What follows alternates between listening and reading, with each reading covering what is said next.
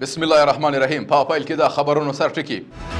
په هرات ولایت کې د 6,000 جریبه ځمکې په لرلو سره د معیاري ښارګوټي پرانیستل. له ایران څخه د افغان مهاجرینو د راستنېدو له بهیر څخه د مولوي عبدالسلام حنیفي لیدنه، او دا چې لږ تر لږه 6 فلسطیني ماشومان د خوارځواکۍ له امله په غزې کې مړه سوي دي. د لوی مهربانه خدای په ثنا او ستاینې سره درنو لیدونکو سلام. د نن ورځ خبرونو ته ښه راغلاست. نن یکشنبه د 1404 کال د چنګاښ 8مه نیټه ده. زه محمد صادق فروتن یم. د هم بشپړ خبرونه. د هرات ولایت په زندهجان ولسوالۍ کې د راستنېدونکو لپاره د 6,000 جریبه ځمکې په پوښښ سره یو معیاري استوګنځای پرانیستل سو. دا پروژه د لومړي وزیر د دفتر د اداري مرستیال مولوي عبدالسلام حنیفي او یو شمېر دولتي چارواکو په شتون کې پیل سوه.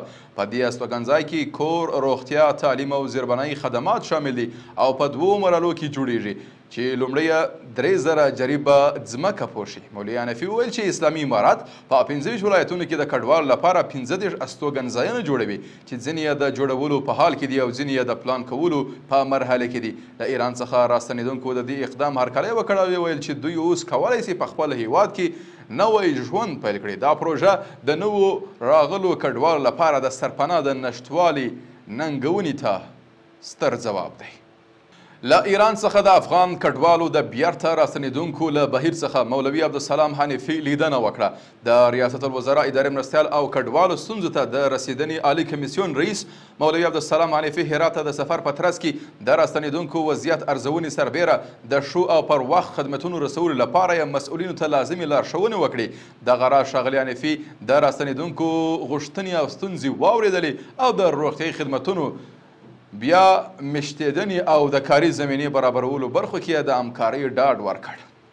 بل خبر د کندهار څخه. د کندهار په ارغستان ولسوالۍ کې د لورا بند د امکاناتو د مطالعې او تفصیل ډیزاین پروژه د ریاست الوزرا اقتصادي مرستیال مولا عبدالغني برادر او د اسلامي امارات د نورو چارواکو په شتون کې پرانیستل سوه. مولا برادر دا پروژه د اوبو مدیریت او د هیواد د اوسنۍ لپاره د اسلامي امارات د ژمنتیا سمبول وګڼله. همدارنګه د اوبو او انرژي وزیر مولا عبداللطیف منصور ویل چې دا بند به په کندهار کې د کرنې او د اوبو سرچینو د مدیریت په پراختیا کې مهم رول ولوبوي. د دې بند مطالعات او ډیزاین د یو خصوصي شرکت لخوا د 102 میلیون افغانیو په لګښت پیل شوي او په 18 میاشتو کې به بشپړ شي.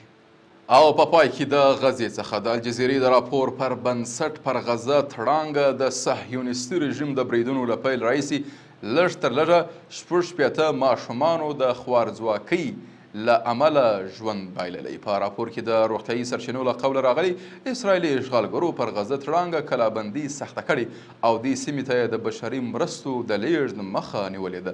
د غزې د دولتي رسنیو دفتر د یوې بیانیې په خپرولو سره د غزې تړانګې کلابندي یو جنګي جنایت بللی او ویلي چې صهیونیستي رژیم له لوږې څخه د غیر نظامیانو پر وړاندې د وسلې په توګه کار اخلي.